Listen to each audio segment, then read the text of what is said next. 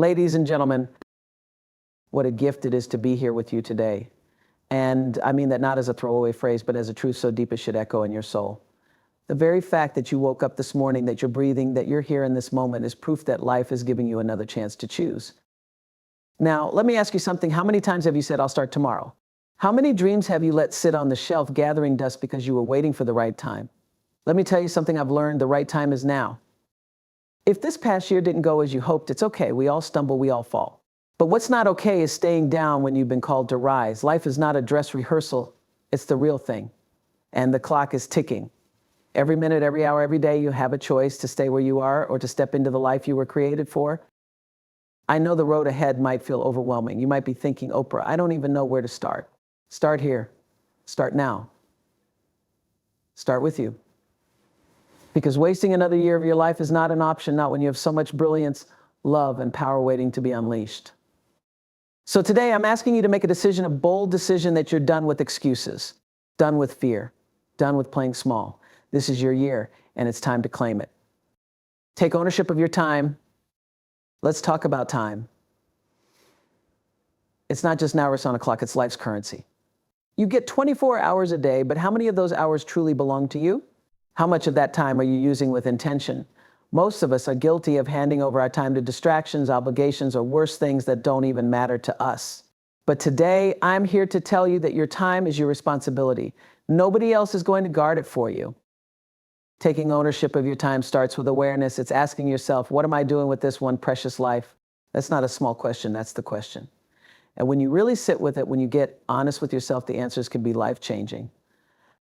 How much time are you giving away to things that drain you? To things that don't bring you closer to your purpose?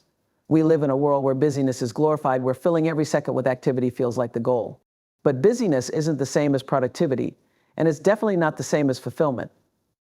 Time ownership means learning to say no. And let me tell you, that's hard for so many of us. We've been conditioned to say yes to people, to opportunities, to requests because we don't want to disappoint anyone. But every time you say yes to something that doesn't align with your values, you're saying no to yourself. It's about boundaries and oh, how we need them. Boundaries are not walls to keep people out. They're the bridges to protect what's important. When you respect your time, you teach others to respect it too. It's not selfish, it's necessary. And then there's the matter of focus. Are you spending your time on things that matter, or are you letting your days slip away in front of a screen? We all love a good binge watch, but how much of your time is being stolen by habits that don't serve you?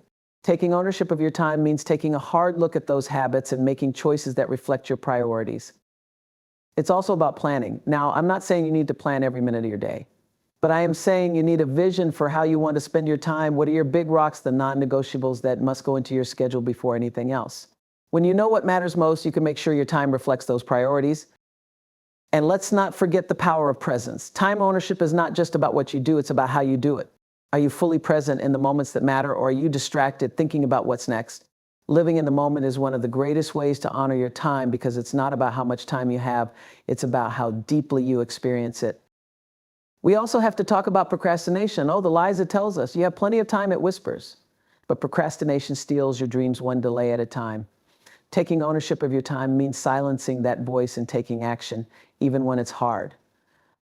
Time is also about balance, and balance isn't about splitting your time equally, it's about giving the right time to the right things. Some days your work will need more of you, other days your family will, and some days you'll need to give that time to yourself. And let's talk about guilt. How often do we waste time feeling guilty for not doing enough, for not being enough? Guilt is a time thief, and it has no place in a life lived with purpose. Replace guilt with grace, and you'll free up so much energy to focus on what really matters. Finally, owning your time means celebrating it. Yes, celebrate your time. Celebrate the moments you spend on what you love. Celebrate the times you say no to what doesn't serve you. Celebrate the times you rest, because rest is not wasted time, it's fuel for your purpose. When you take ownership of your time, you take ownership of your life. And when you own your life, you open the door to endless possibilities. So don't let another minute slip through your fingers. Make it count, starting now. Stop waiting for perfection. Let's talk about perfection, this idea that everything has to be just right before you begin. Perfection is a prison. It holds you hostage to a standard that doesn't exist, keeping you from stepping into the life you're meant to live. How many dreams have been stalled because someone thought they weren't ready, that the timing wasn't right, or that they weren't good enough yet? Let me tell you, perfection is a mirage, and the longer you chase it, the further away you'll get from where you need to be. When you wait for perfection, you're not just delaying your goals, you're delaying your growth. Growth doesn't come from getting it right the first time. Growth comes from trying, failing, learning, and trying again. Mistakes aren't setbacks, they're stepping stones. Every stumble, every misstep, every lesson learned brings you closer to the person you're meant to become. And let's talk about fear. Fear and perfection are best friends. Fear says, what if I fail? What if I'm not good enough? Perfection replies, better not try, just in case. Together they create the cycle of hesitation that keeps you stuck. But you don't have to live there. You can choose to move forward even when you're afraid. There's beauty in imperfection. Think about the most memorable moments in your life, the ones that took your breath away. Were they perfect, or were they messy, unexpected, and raw? Life isn't perfect, and it doesn't need to be. What makes life beautiful is its authenticity, its unpredictability, its flaws.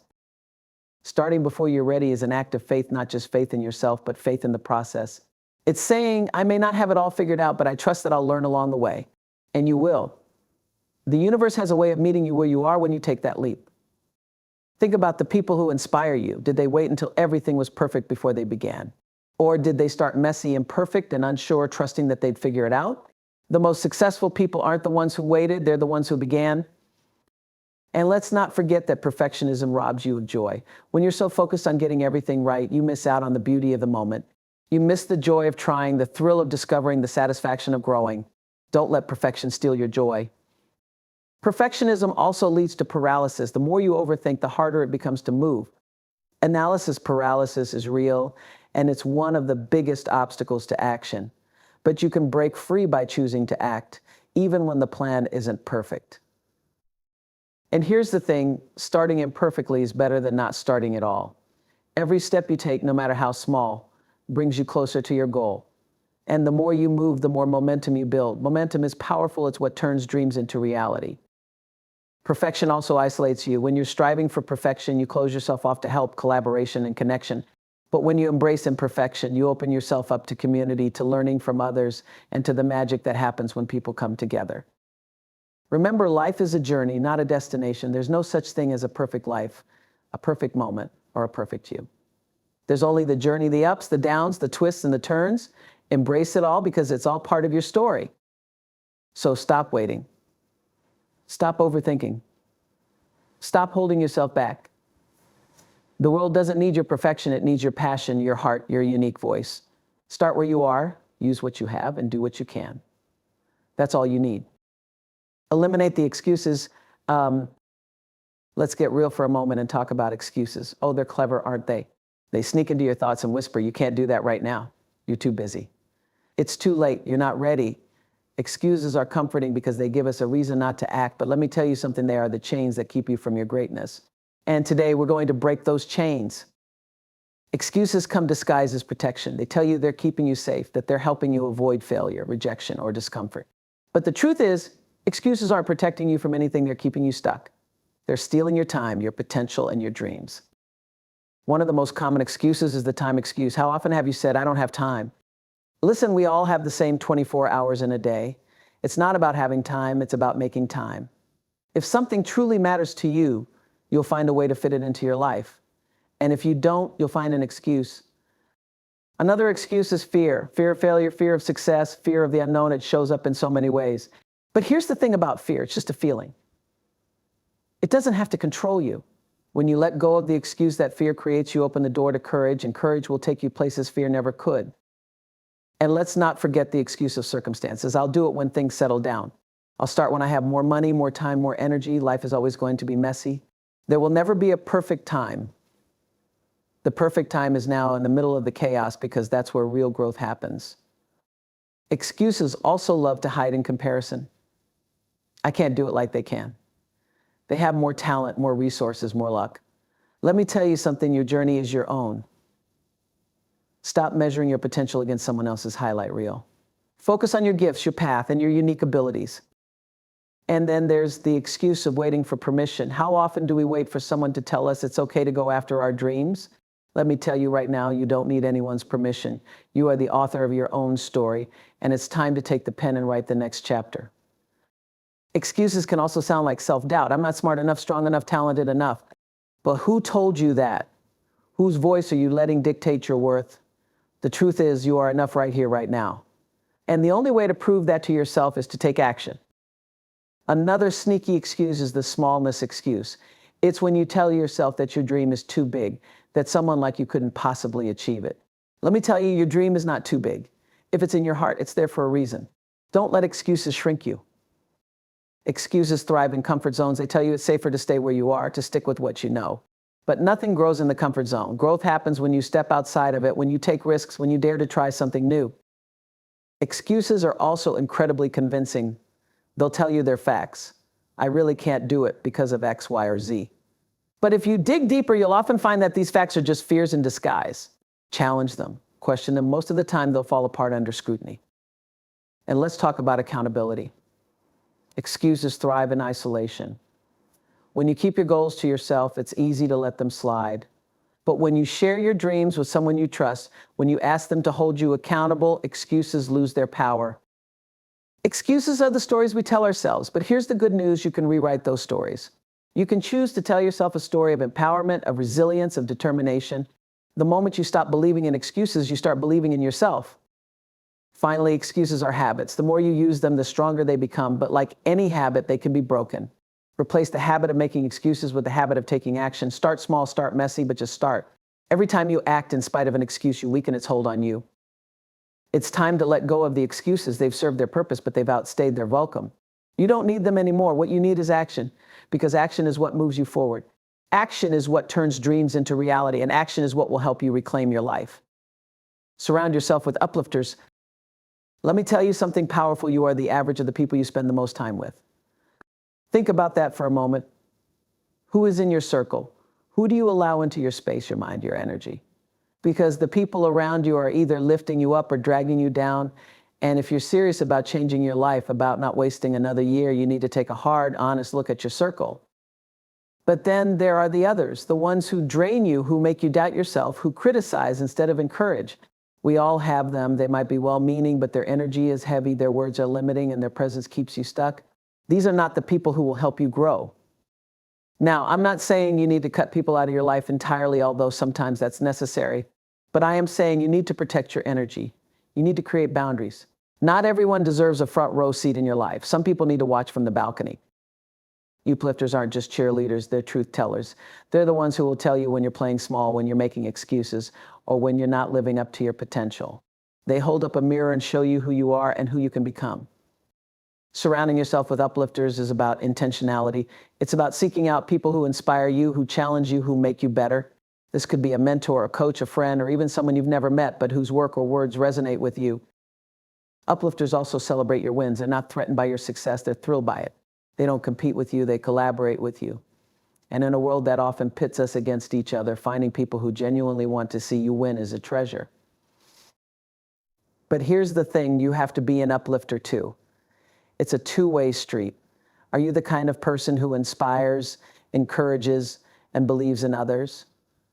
Are you showing up for your circle the way you want them to show up for you? Be the energy you want to attract. And remember, uplifting isn't just about what people say, it's about how they make you feel. Pay attention to how you feel after spending time with someone. Do you feel energized or drained, empowered or deflated? That feeling is your guide. Sometimes surrounding yourself with uplifters means letting go of relationships that no longer serve you.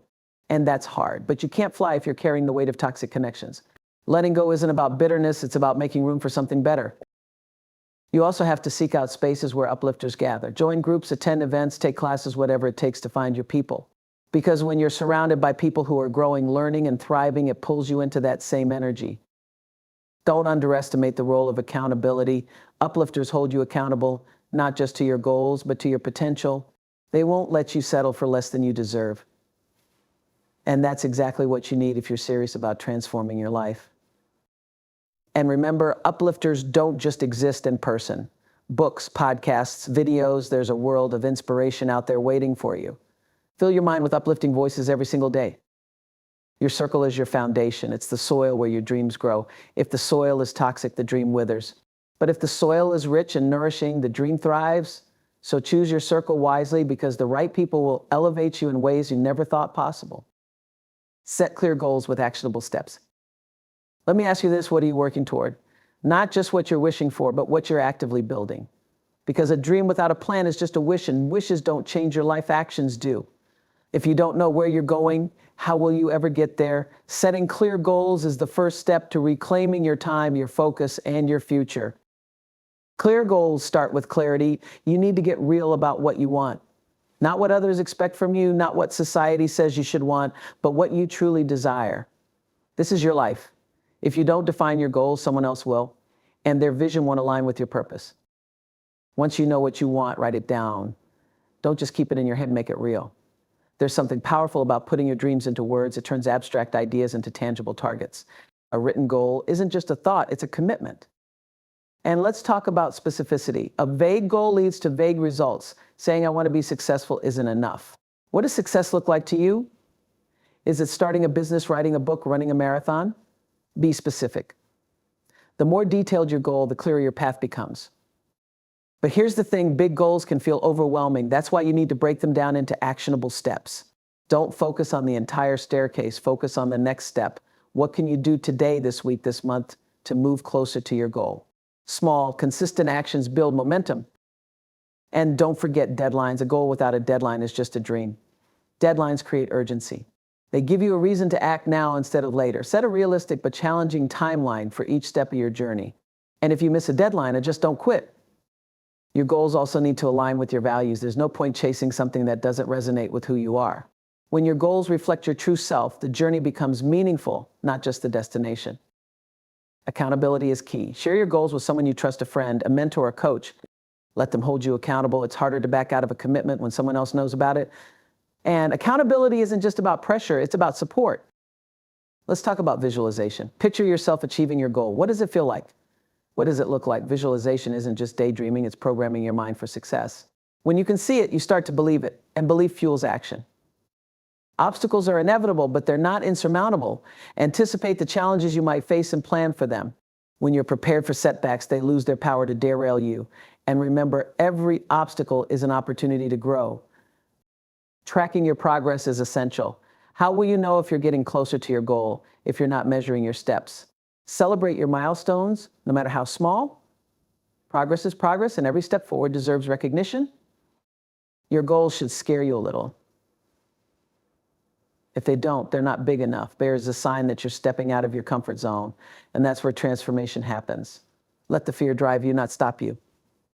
Finally, remember that the journey is just as important as the destination.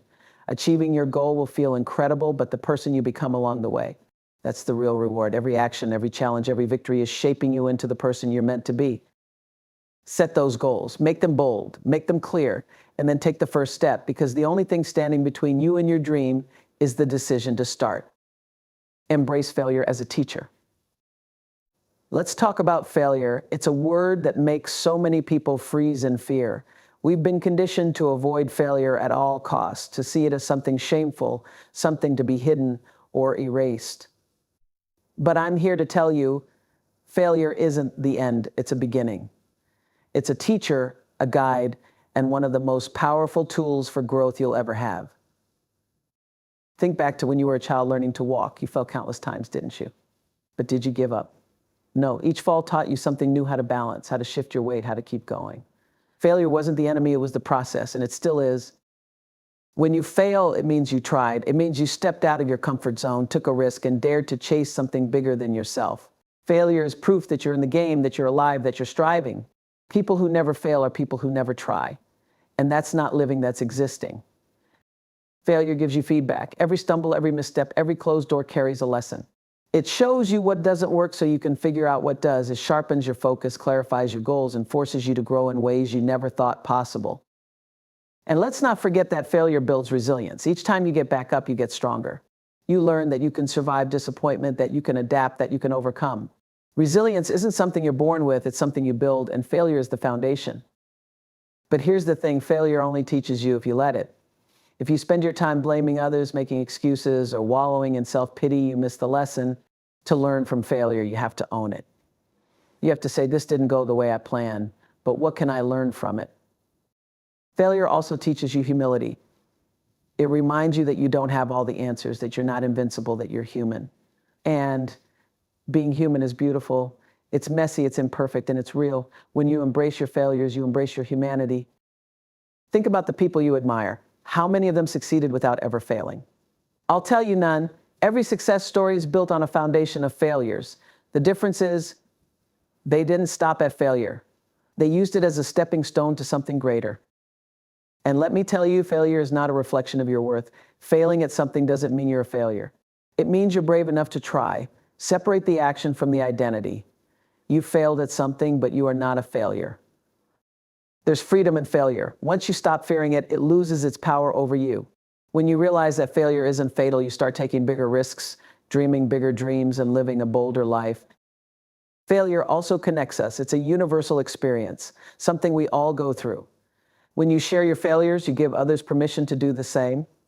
You create a space where people feel safe to be vulnerable, to be real, to grow. And let's talk about timing. Sometimes failure is the universe's way of saying, not yet. It doesn't mean never, it means not now. Trust the timing of your life. What's meant for you will come, but sometimes you need to grow into it first. Failure teaches gratitude. When you finally succeed, you'll appreciate it so much more because of the struggle it took to get there. The victories are sweeter when you've tasted defeat. And remember, failure is temporary. It's a moment, not a lifetime. Don't let a single setback define your entire story. You have the power to turn the page, to write a new chapter, to keep moving forward. So the next time you fail, don't beat yourself up. Don't retreat. Don't give up. Instead, ask yourself, what is this trying to teach me? How can I grow from this? Because failure isn't the end of the road. It's a detour, a lesson, a step on the journey to your best self. Take ownership of your time. Let's get honest, time is the most precious resource you have. Once it's gone, you can't get it back. You can make more money, rebuild relationships, or find new opportunities, but time is finite. And yet, how often do we let it slip through our fingers, caught up in distractions, procrastination, or waiting for the right moment? If you want to stop wasting your life, you need to take radical ownership of your time. The first step is recognizing that your time is yours. No one else can decide how you spend it unless you let them. Every hour, every minute is a choice. Are you choosing actions that align with your goals and values, or are you letting life pull you in 100 different directions? Let's talk about priorities. You can't do everything, but you can do what matters. Take a moment to ask yourself, what is truly important to me? Write it down. Those are your non-negotiables, the things that deserve your focus and your energy. Everything else, it's just noise. One of the biggest time themes is saying yes to things that don't serve you. Every time you say yes to something that doesn't align with your priorities, you're saying no to something that does. Protect your time fiercely. Learn to say no without guilt, because every no is a yes to something better. Distractions are another culprit. We live in a world that's designed to pull us away from our goals, endless notifications, social media, constant demands on our attention. But here's the truth, distractions only have power if you give it to them. Take control. Turn off the noise. Create boundaries around your focus. And let's address procrastination. Oh, procrastination loves to disguise itself as harmless, doesn't it? I'll just do it tomorrow. But tomorrow turns into next week, next month, next year. The longer you wait, the harder it becomes to start. The key to beating procrastination is simple. Start small. Start messy. Just start. You also need to create a structure for your time. Planning isn't about rigidity, it's about freedom. When you plan your day, your week, your month, you create space for what truly matters. Use tools, whether it's a planner, an app, or a simple to-do list, to map out your intentions. Let's talk about time wasters.